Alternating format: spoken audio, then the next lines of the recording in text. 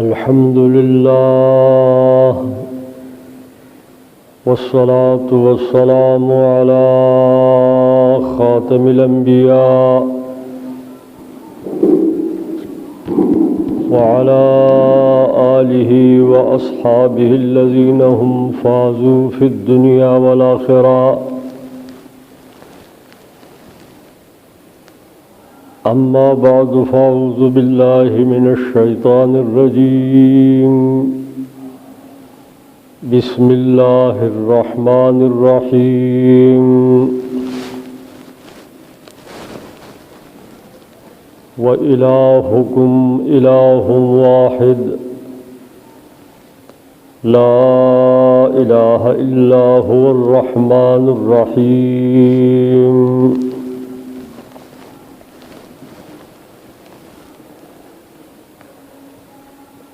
وقال الله تبارك وتعالى يا أيها الناس اعبدوا ربكم الذي خلقكم والذين من قبلكم لعلكم تتقون. وقال إمام الأنبياء عليهم الصلاة والسلام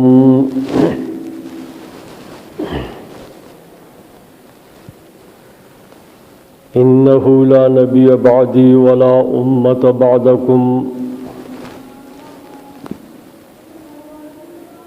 میرے انتہائی قابل قدر بزرگوں،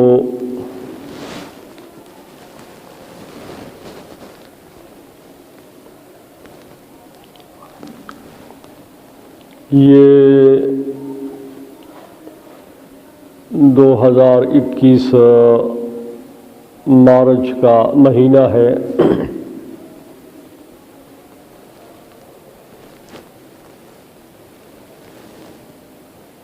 اس سے پہلے 5 جمعے اس موضوع پر چلائے گئے ہیں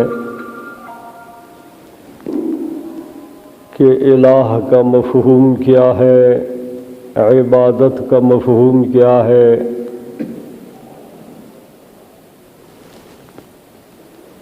اور توحید کا مفہوم کیا ہے، اور اطاعت کا مفہوم کیا ہے. چونکہ یہ اصطلاحات قرآن پاک میں بہت زیادہ استعمال ہوئے ہیں اور ہم کلمہ توحید میں لا الہ پڑھتے ہیں تو الہ کا مفہوم سمجھنا چاہیے. پھر اس کا ترجمہ میں ہم کہتے ہیں کہ نہیں کوئی معبود برحق، تو عبادت کا مفہوم بھی سمجھنا چاہیے. اور پھر ہم یہ بھی کہتے ہیں کہ انسان کی انتہا جب توحید پر ہوتی ہے تو وہ کامیاب ہوتا ہے، اور اسی کلمے کو کلمہ توحید بھی کہتے ہیں، تو توحید کو بھی سمجھنا چاہیے. اور یہ بھی ہم کہتے ہیں کہ اللہ کی اطاعت ہونی چاہیے، تو اطاعت کو بھی سمجھنا چاہیے.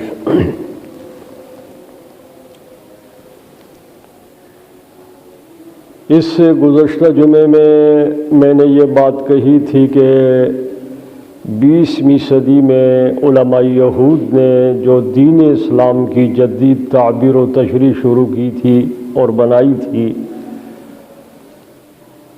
وہ جدید تعبیر انہوں نے اور تشریح انہوں نے امت اجابت یعنی مسلمانوں کے دانشوروں کے ذہنوں میں ڈالی، عرب میں بھی عجم میں بھی. اور اس طرح انہوں نے پورے دین اسلام کی تعبیر و تشریح جو 1400 سال سے آ رہی تھی، یا اس کی تعبیر و تشریح جو قرآن میں ہے، احادیث صحیحہ میں ہے، آثار صحابہ میں ہے، صحابہ کے بعد مجتہدین کی کتابوں میں ہے، یا اس کے بعد پھر 1400 سال جو مفسرین، محدثین، صوفیاء اور فقہاء ہیں ان کی عبارتوں میں ہے، اس کو تبدیل کر دیا. ایک نئی تعبیر اور تشریح انہوں نے تیار کی. پھر وہ تعبیر و تشریح میں انہوں نے یہ دعویٰ کیا کہ جس طرح مادی دنیا پر ہمارا قبضہ ہے تو مذاہب پر بھی ہمارا قبضہ ہوگا۔ مادی دنیا کے لیے انہوں نے 2021 میں جزیرۃ العرب کے اندر نیوم شہر کو بسانے کی بنیاد رکھی ہے۔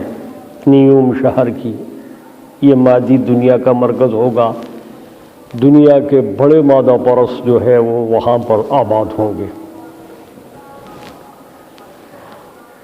اور جو نیا مذہب جس کا ماڈل انہوں نے تیار کیا اس کے لیے انہوں نے مرکز امارات میں بنایا، المؤتمر لوحدت الانسانیہ، جس کی بنیاد 2019 میں پاپائی روم نے خود رکھی، اور اس دوسری کی بنیاد جو ہے یہ 2021 میں غالباً ابتدا میں نیتن یاہو نے رکھی ہے۔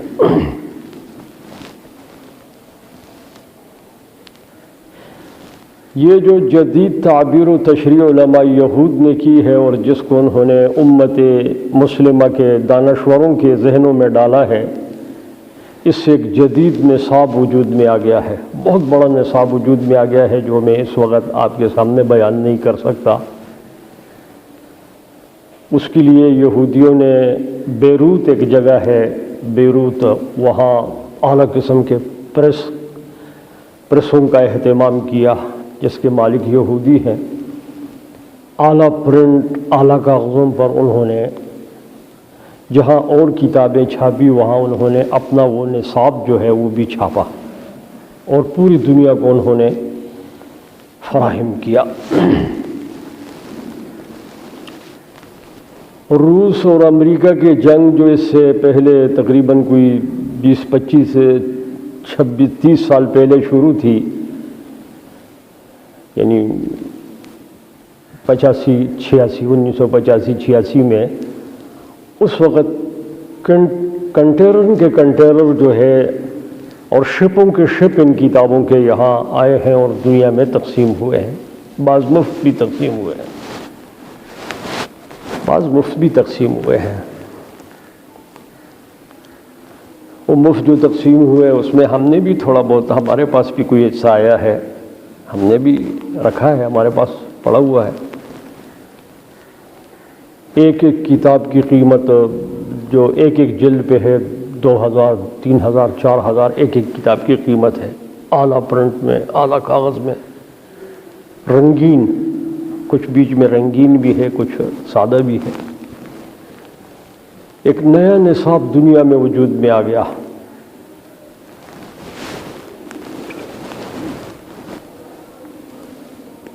اور امت مسلمہ میں اس نصاب کی نگرانی جو ہے وہ امام قرضاوی کر رہے تھے، جو آج کل قطر میں ہوتے ہیں، وہ اس کا بڑا تھا۔ 20ویں صدی کے ابتدائی جو نصف صدی ہے، اس نصف صدی میں وہ ایران کا بھی استاذ تھا، تو ترکیہ کا بھی استاذ تھا، اور علی سعود اور علی شیخ کا بھی وہ استاذ تھا، تینوں کا محترم تھا، تینوں جگہ سے اس کو انعامات بھی ملے ہیں، اعزازات بھی۔ اس کی کتابیں انہوں نے اپنے نصاب میں بھی رکھی ہیں۔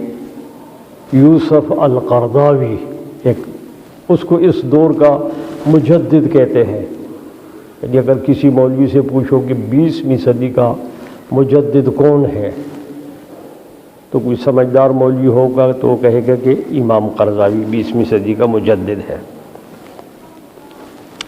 اور ویسے کاغذات کے شکل میں بھی وہ کل دنیا کے مسلمان مولویوں کا وہ بڑا بھی ہے، کل کرۂ زمین کے امت مسلمہ کا ویسی بھی کاغذات میں وہ بڑا ہے۔ صدر اتحاد العلماء العالم، پورے جہان کے علماء کا صدر بھی ہے وہ۔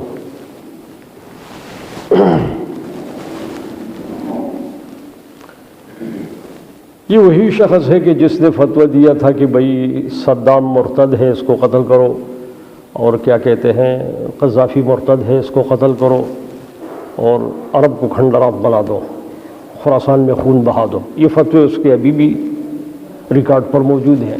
یہ وہ شخص ہے، تھوڑا بہت آپ کے علم میں ہونا چاہیے، اتنا بھی جو ہے وہ بحث نہیں ہونا چاہیے۔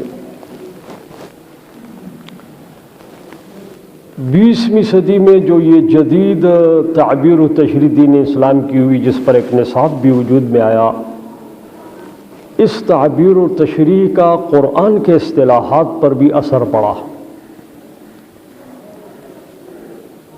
تو توحید پر اثر پڑا، الہ پر اثر پڑا، عبادت پر اثر پڑا، اطاعت پر اثر پڑا۔ یہ تمام قرآن کی اصطلاحات جو بنیادی ہے اس پر بھی اس کا اثر پڑا، یہاں تک کہ ایک دعویٰ کیا گیا کہ 1400 سال سے، یعنی حضور صلی اللہ علیہ وسلم سے لے کر 20ویں صدی تک، گننے جتنا بھی ہے 14 یا 14 سے کچھ تھوڑا کم بنے گا، بہرحال حضور سے لے کر حضور کی دنیا سے تشریف لے جانے کے بعد کیا نام ہے 20ویں صدی تک۔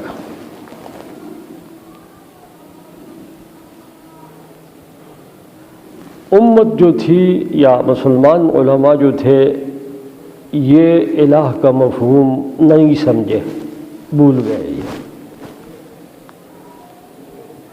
انہوں نے جو تفسیر میں الہ کی تفسیر کی ہے وہ غلط کی ہے، عبادت کی جو بات سمجھائی ہے یہ غلط سمجھائی ہے، اطاعت کا مفہوم انہوں نے غلط سمجھا ہے، دین اسلام کا مفہوم انہوں نے غلط سمجھا ہے، توحید کا مفہوم انہوں نے غلط سمجھا ہے۔ نہ محدثین سمجھے ہیں، نہ صوفیاء سمجھے ہیں، نہ فقہاء سمجھے ہیں، نہ مفسرین سمجھے ہیں، نہ محدثین سمجھے۔ یہ کیسی ہے؟ یہ یعنی دقیانوسی ہیں، یہ پرانے طرز کے یہ لوگ ہیں، ان کے پاس وسائل بھی نہیں تھے، تو یہ اس کا مفہوم نہیں سمجھے۔ ہم جو اب مفہوم بیان کر رہے ہیں وہ ہے اصل مفہوم۔ اب آپ سمجھ گئے ہوں گے کہ قرآن کی جو مرکزی اصطلاحات بار بار استعمال ہو، قرآن میں آپ تلاوت کریں گے ہر جگہ لا الہ، ہر جگہ آپ پڑھو گے الہ الہ الہ، عبادت عبادت عبادت، اطاعت اطاعت اطاعت، قل هو اللہ احد، وحدانیت، توحید، یہ ہر جگہ آپ کو نظر میں آئے گا کہ جگہ جگہ پہ بات انہی کے اصطلاحات کے ارد گرد گھوم رہی ہے۔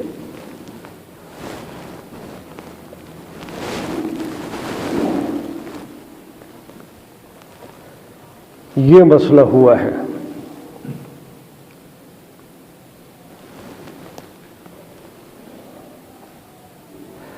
پھر 1980 میں انہوں نے کہا کہ اب اس کا ہم تجربہ کرتے ہیں، جس کا گزشتہ جمعے میں نے ذکر کر دیا ہے کہ انہوں نے اس کا تجربہ 1980 سے شروع کیا، اور اب تک وہ تجربہ چل رہا ہے۔ 80 سے 2000 تک 20 سال ہو گئے، اور 2000 سے 2020 تک 20 سال ہو گئے، 40 سال اس کے تجربات کے گزر رہے ہیں کہ وہ نصاب جو علماء یہود نے بنایا ہے اس کا تجربہ ہو جائے۔ ابھی اس کے تجربات شروع ہیں۔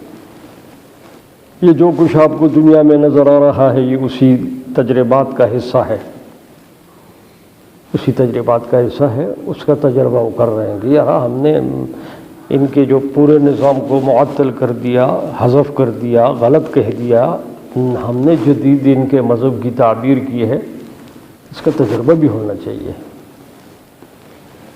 اب تجربہ ہو رہا ہے۔ مثلا آپ کا ذہن کھولنے کے لیے ایک مثال میں آپ کو دیتا ہوں۔ یہاں مدرسے ہیں، مولوی ہیں، آپ دیکھتے ہیں آپ ہی کے بھائی ہیں، بھتیجے ہیں، بھانجے ہیں، آپ کے رشتہ دار ہیں۔ یہ کوئی علیحدہ مخلوق نہیں ہے کہ دنیا کی کوئی علیحدہ مخلوق ہے۔ آپ ڈھونڈو آپ کا کوئی رشتہ دار ہی ہوگا مولوی۔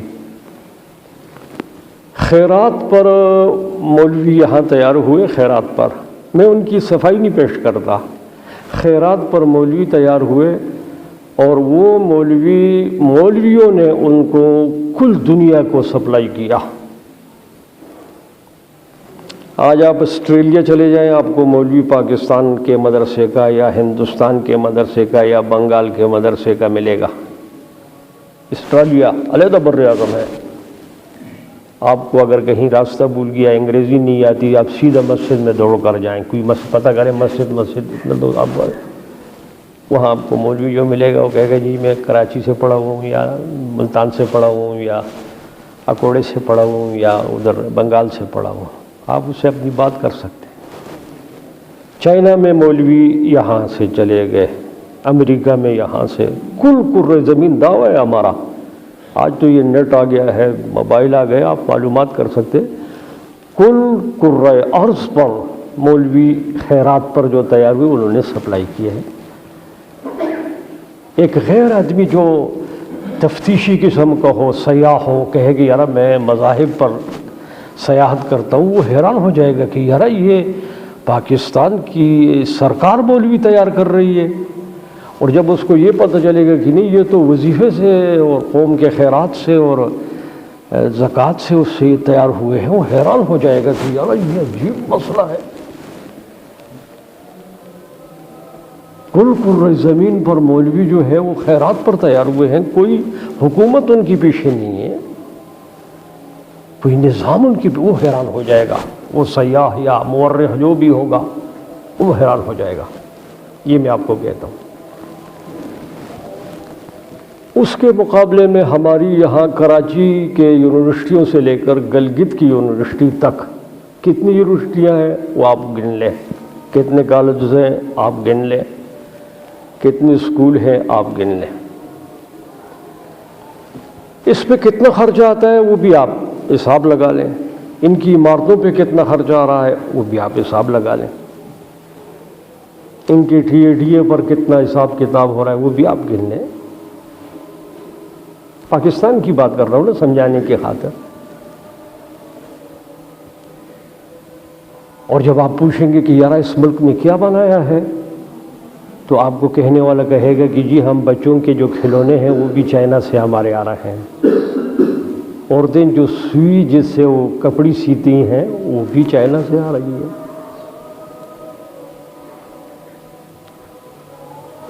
تو آپ کہیں گے کہ یار یہ لوگ کس مرض کی دوا ہے، یہ اربوں خربوں روپے خرچ ہو رہا ہے، یہ کیا مسئلہ ہے؟ کوئی جواب آپ کو نہیں ملے گا۔ میں ان پہ تنقید نہیں کر رہا، اگلی بات کہنا چاہتا ہوں۔ اب وہ جو تجربہ وہ کر رہے ہیں، جو نیا ماڈل وہ تجربہ جو کر رہے ہیں، اب وہ یہ بات بھی کہہ رہے ہیں کہ یہ علوم جو یہاں کالجوں اور یونیورسٹی میں پڑھائے جا رہے ہیں یہ مدرسوں میں بھی پڑھائے جائیں۔ ہماری بدبختی کا سب سے بڑا وجہ یہ مدرسہ اور اس کا مولوی ہے، ہم اس وجہ سے ذلیل ہیں۔ ہمیں ذلت سے نکالنے کے لیے یہ ہمارا نصاب ان میں بھی ڈالے۔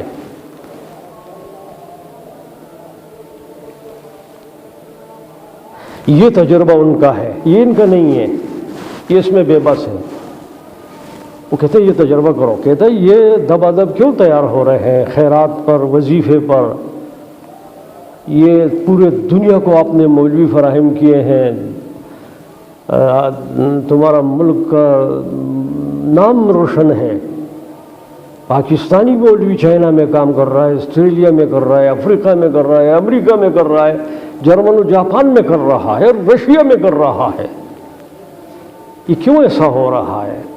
وہ ابھی کہتے ہیں کہ بھئی یہ جو آپ کا نصاب ہے جس پہ اربوں اور کھربوں خرچہ آ رہا ہے، یہ ان کو اس میں ڈالو۔ کیوں؟ یہ ہمارے بدبختی کا سب سے بڑا سبب یہ ہے، یہ بات پھیلاؤ۔ حالانکہ قطع نظر اس کے کہ ہم مولوی ہیں، کوئی آدمی غیر مولوی ہے، ایک علم قرآن حدیث پڑھ رہا ہے، ایک ریاضیات، دوسرے طبعیات پڑھ رہا ہے، قطع نظر اس کے ہم ایک تیسرے آدمی جن کو لے آتے ہیں، جن کو غیر مخلوق کو لے آتے ہیں کہ ذرا آپ آؤ، یہ ایک مسئلہ ہے، آپ اس کے بارے میں کیا کہتے ہیں؟ وہ بھی کہے گا کہ یار یہ تو زیادتی ہے، اربوں اور کھربوں کا خرچہ یہ کر رہے ہیں۔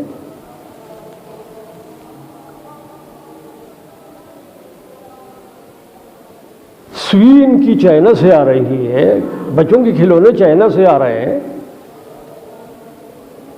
کل دنیا کو خیرات پر مولوی انہوں نے فراہم کیے ہیں۔ یہ کہتے ہیں کہ ہمارے بدبختی کا سب سے بڑا سبب تم ہو، نصاب بدلو۔ یار یہ غلط کہہ رہے ہیں. ایک جن بھی کہے گا یہ غلط کہہ رہے ہیں. جن کہے گا کہ ان کو اپنے نصاب پر نظر ثانی کرنی چاہیے. یہ جو کھربوں اور اربوں خرچ ہو رہے ہیں ان کو اپنے اس میں سے جو گند ہے وہ باہر نکالیں. جو ضروری چیزیں ہیں اس کو رکھیں, باقی سب کو وہ اکثر قلم باہر کر دیں. ایک بات میں کرتا ہوں, آپ پھر ناراض ہو جائیں گے یا وہ لوگ ناراض ہو جائیں گے, لیکن کہہ دیتا ہوں, یعنی اس سے اسلامیات بھی نکال دیں. ان اسکولوں کالجوں میں اسلامیات کی کوئی ضرورت نہیں ہے. یہ بچہ ماں کے گھر گود میں اس نے کلمہ سیکھا ہے, بچپن میں اس نے وہاں مسجد کے قاری اور حافظ سے قرآن ناظرہ پڑھا ہے, جمعے میں اس نے مولوی صاحب سے بیانات سنے ہیں. اس کی کوئی ضرورت نہیں ہے. یہ بھی بوجھ ہے, ختم کرو اس کو. باقیوں کی اس لیے نام نہیں لیتا کہ باقیوں کے نام لوں گا تو آپ کہیں گے کہ دیکھو جی پھر مولوی ہے نا, اس طرح یہ بات کر دی ہے کہ یہاں کتنا گند اور بھرا ہوا ہے اس نصاب میں.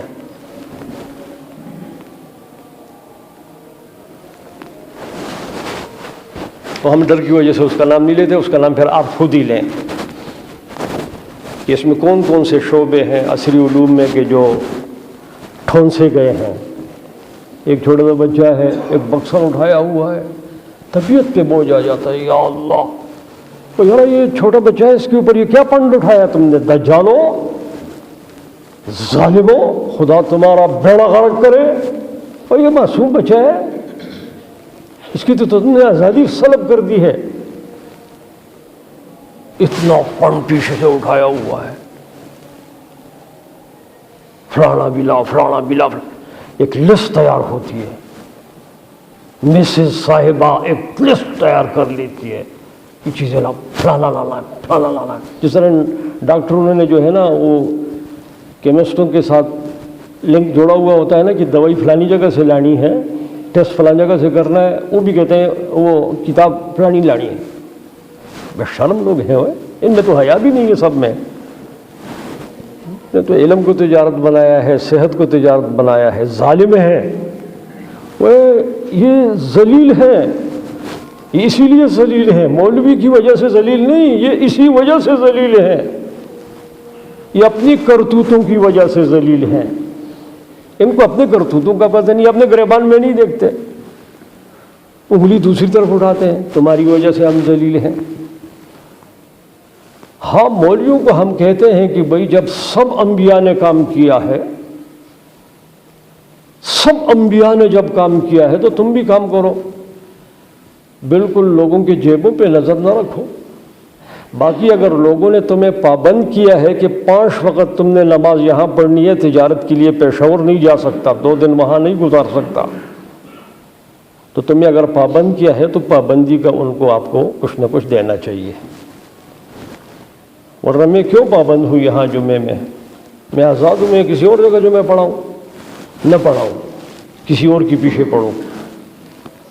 لیکن اگر میری پابندی یہاں کی ہے کہ آپ نے نماز تو فرض ہے وہ تو میں تو ہر جگہ پڑھوں گا, لیکن آپ نے نماز یہاں ہی پڑھنی ہے تو پھر تو اس کا کچھ عوض اس کو دو. لیکن بعض مولویوں نے جو بالکل ہی یہ نیت کی ہے کہ کون سا مقتدی ذرا ایسا ویسا ہے تو اس کی ہر بات ہاں کر گئے اور ہر وقت اس کے جیب پہ نظر رکھنا, یہ بھی تو گھٹیا پنا ہے, یہ انبیاء کی ترتیب نہیں ہے. زکریا علیہ السلام نے کام کیا, نوح علیہ السلام نے کام کیا, داؤد علیہ السلام نے کام کیا, امام الانبیاء علیہ السلام نے رسالت سے پہلے 40 سال مسلسل کام کیا. لوگوں کی بکریاں, حیوانات لے جا کر صحرا میں چرانا, پھر مغرب کی عصر کے وقت واپس لانا, یہ بہت بڑا کام ہے. ساری سیرت بڑی پڑی ہے. تو آپ کہیں یہ نہ سمجھے کہ میں کوئی جدائی کر رہا ہوں, کوئی دو طرفہ چل رہا ہوں. نہیں نہیں, ہم سب ایک کیٹیگری اور ایک کشتی میں ہیں. لیکن جو لوگ کچھ تو کام انہوں نے کیا ہے نا, یہ تو ماننا پڑے گا نا یار. کیا کام کیا ہے؟ کل کرۂ زمین کو مولوی فراہم کیا ہے. ایک کام ہے بھائی, چلو 100% نہ صحیح 10% تو مانو. تم نے کیا ہے وہ ذرا بتاؤ. تمہارے جو سکنڈل اور تمہاری جو خرمستی اور بربستی ان تعلیم گاہوں میں سامنے آ رہی ہے، اس کا بھی ذرا کارگزاری تو سناؤ نا کہ یار ہم کیا کر رہے ہیں. تم اپنا بھی تو ذرا ہمیں پروگرام بتاؤ نا کہ جی ہمارا یہ مسئلہ ہے.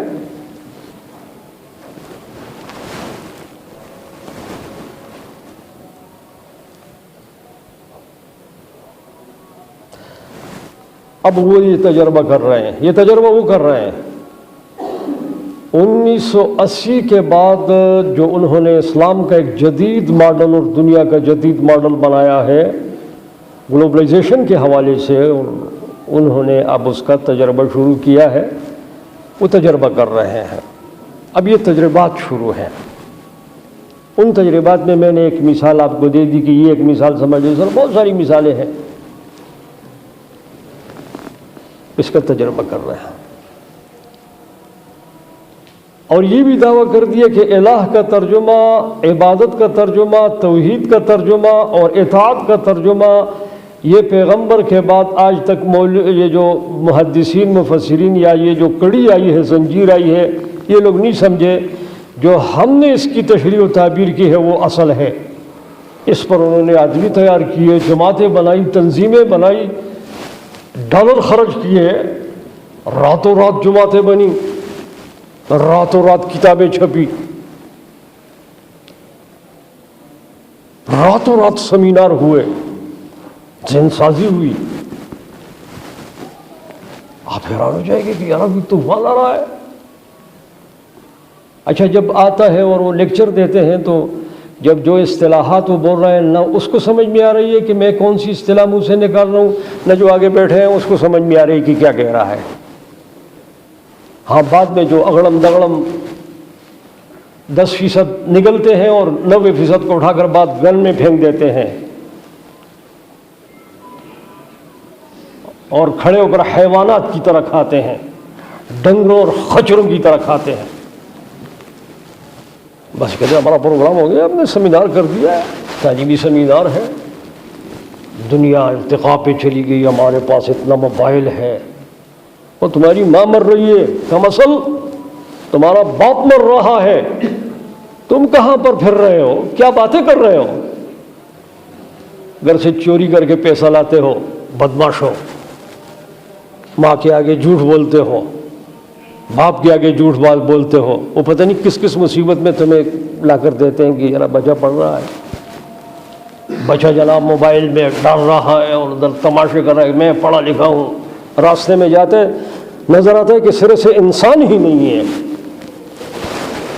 حیوان بھی کسی ڈھنگ پہ چلتا ہے، انسان بھی نہیں ہے.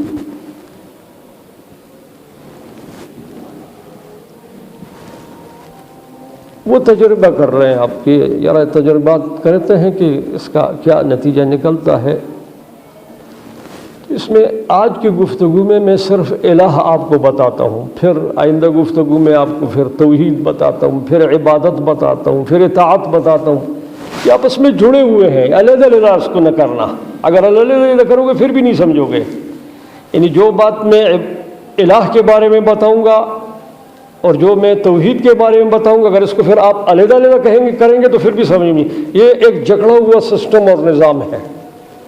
صرف سمجھانے کے لیے ہمیں علیحدہ کرنا پڑتا ہے کہ ایک ایک کو سمجھائیں. ذرا خدا کی کتاب ہے، خدا کے استعمال شدہ اصطلاحات ہیں، ہم محدود لوگ ہیں، اس کو ہم سمیٹ نہیں سکتے.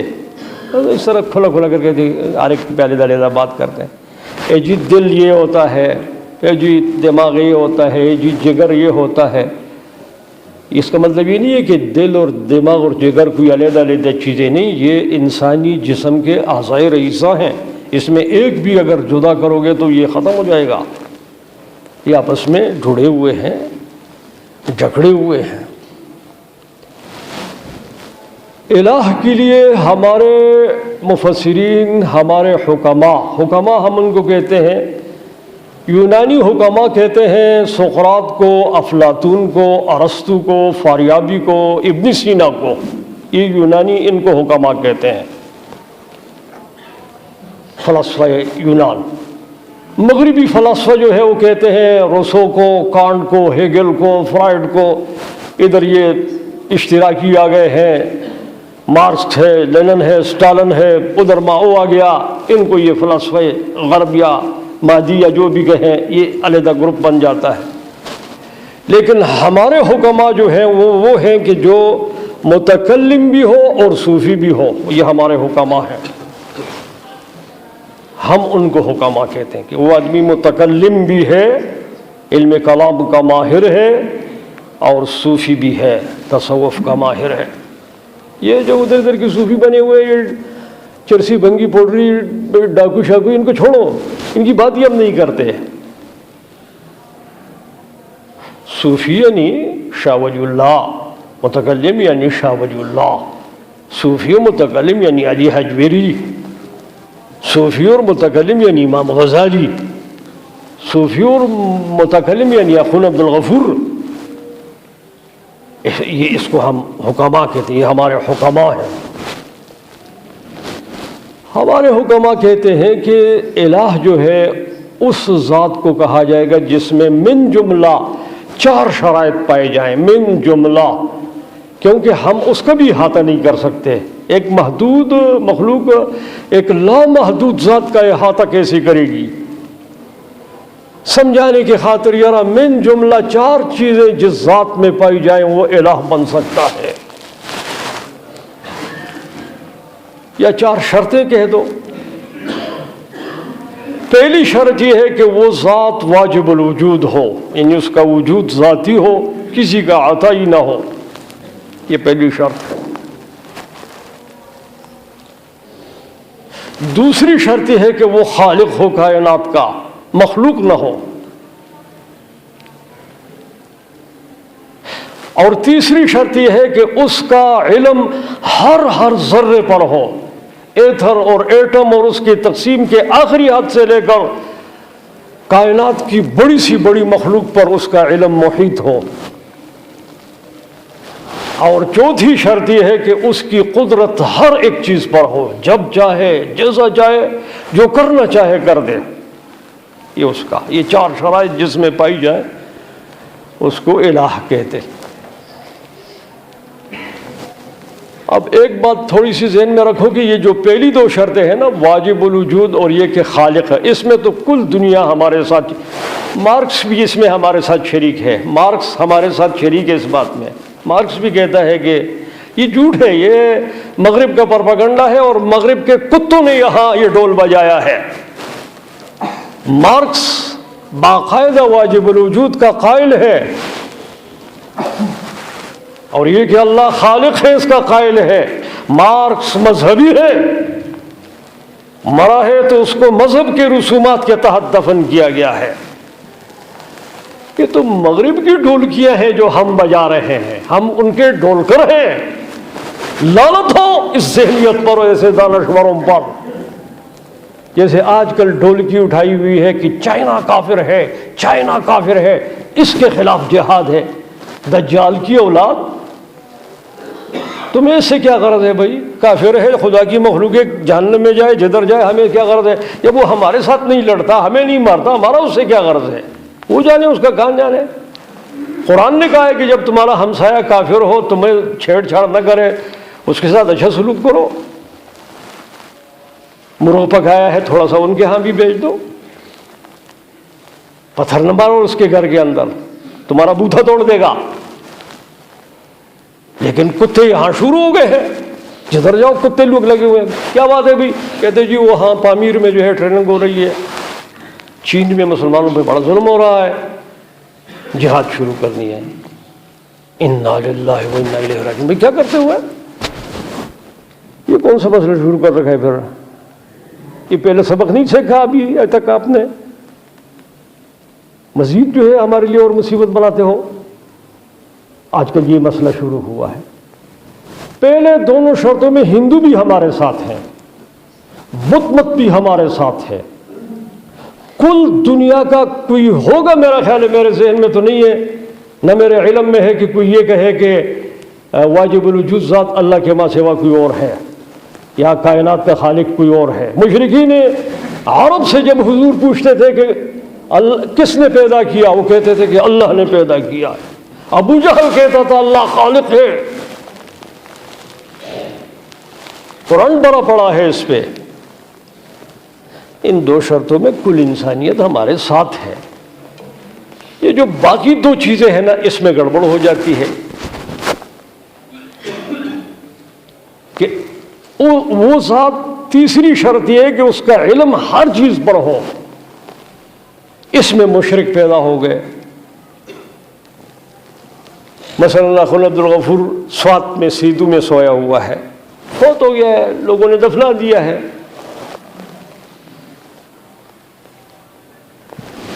میں یہ عقیدہ رکھوں کہ اخن عبد الغفور میں بھی گیا ہوں ان کے قبر پر، تو عبداللہ کو پتہ ہے کہ مولوی فلانا جو ہے ابن آباد میں بات کر رہا ہے۔ اگر یہ میرا عقیدہ ہے تو پھر یہ شرک ہے، اور یہ مسئلہ ہے دنیا میں یہ مسئلہ ہے۔ ابھی میں اس کی تفصیلات میں نہیں جا سکتا۔ دنیا میں یہ بیماری انسانیت میں، مسلمانوں میں ہے یہ بیماری، اللہ بھی جانتے ہیں، یہ بھی جانتے ہیں۔ اسباب کے تحت جاننا اور ہے، ما فوق الاسباب جاننا یہ صرف اللہ کا مسئلہ ہے۔ اور دوسری بات میں گڑبڑ کر دیتے ہیں جی اللہ کو بھی قدرت ہے لیکن ان کو بھی قدرت ہے، یہ دجل ہے اور شرک ہے۔ ہمارے حکماء غزالی، رازی، شاہ ولی اللہ، مجدد، ان تمام حکماء نے لکھا ہے کہ الہ اس کو کہتے ہیں جس میں یہ چار چیزیں ہوں، اور یہ چیزیں اس میں دو تو کل دنیا مانتی ہے، کل کائنات کے مخلوق مان رہے ہیں، دو چیزوں میں جو گڑبڑ ہو رہی ہے یہ شرک ہوگا۔ اب ہر آدمی اپنا میزان بنا سکتا ہے کہ یار لا الہ جو میں پڑھ رہا ہوں تو میرا تو عقیدہ یہ بھی گندا بنا ہوا ہے، میرا تو عقیدہ یہ بھی پلیت بنا ہوا ہے کہ بھئی اللہ کو بھی قدرت حاصل ہے، اس کو بھی قدرت حاصل ہے، میں تو اس گن میں پھنسا ہوا ہوں۔ شعبہ بداز قسم کے، جادوگر قسم کے، خبیث قسم کے لوگ کچھ چھل ول کر دیتے ہیں۔ تو بچپن میں ہم طالب علم ہوتے تھے، وقت زیادہ ہو رہا ہے، وہ فیصل آباد میں ہم پڑھتے تھے تو وہ مداری جو ہے وہ اس طرح مداری ایک دو فوجیوں کو لڑاتا تھا۔ ہم بڑا سوچتے تھے کہ یار دو فوجی لڑ رہے ہیں، کوئی پیچھے سے نظر نہیں آ رہا۔ پھر وہ سمجھدار طالب علم نے بتایا کہ یہ دیکھو اس نے پیچھے یہاں ہاتھ اس طرح کر رہا ہے۔ ہم کہا ہاتھ تو یہ اس طرح جب کرتا ہے تو وہ لڑتے ہیں، جب یہ چھوڑ دیتا ہے تو وہ باریک قسم کی تاریں تھی، وہ نظر نہیں آ رہی تھی۔ وہ جب وہ ہلاتا تھا تو وہ فوجی آپس میں لڑتے تھے، جب وہ چھوڑ دیتا۔ اس قسم کے مذہبی شعبہ بداز، حرام خور، دجال پیدا ہوئے لوگوں کے آگے چھل ول کر کے ایسے دھوکے دے کر اللہ کی بھی قدرت ہے، ان کو بھی قدرت ہے، اللہ کو بھی علم ہے، ان کو بھی علم ہے۔ یہ ڈائریکٹ شرک ہے اور یہ لا الہ الا اللہ کے مفہوم کے خلاف ہے۔ باقی اس پر میں آخر میں آؤں گا کہ اسباب کے تحت کسی کو اس طرح قدرت مند ماننا کس درجے میں شرک ہوگا اور کس میں نہیں ہوگا۔ لیکن یہاں اشارتاً بتا دیتا ہوں کہ اگر ہمارا یہ عقیدہ ہے کہ ہمارے تعلق اگر امریکہ کے ساتھ نہ ہوئے تو ہم دنیا ہستی سے برباد، تباہ اور یہاں سے ختم ہو جائیں گے، اس کو اتنی قدرت حاصل ہے، اگرچہ ظاہری اسباب کو دیکھ کر ہم نے یہ بات کہی، یہ بھی کفر ہے۔ ہاں یہ کہہ دینا کہ یار کریں گے تو اللہ، ابراہیم بیڑے میں جو کچھ آیا ہے یہ کچھ بھی نہیں کر سکتا، یہ تو غرق بھی ہو سکتا ہے، کوئی بڑی مچھلی آئی اور ٹکر ماری تو دفن کر دے گا اسی دریا میں اس کو۔ اللہ کریں گے تو ہوگا، اس کی کوئی قدرت نہیں ہے، یہ ظاہری سبب ہے، تو پھر تو مسئلہ کسی درجے میں ہوگا۔ یہ میں نے الہ کے بارے میں بات کی ہے، توحید کے بارے میں کروں گا، عبادت کے بارے میں کروں گا، اطاعت کے بارے میں کروں گا، اور اسباب کے بارے میں بھی کروں گا، کیونکہ سب سے بڑا شرک اس وقت جو دنیا میں ہو رہا ہے وہ اسباب کی وجہ سے ہو رہا ہے، تاکہ آپ حریت کی طرف آئیں، خودی کی طرف آئیں، جس کا درس ساری زندگی اقبال دیتا رہا ہے۔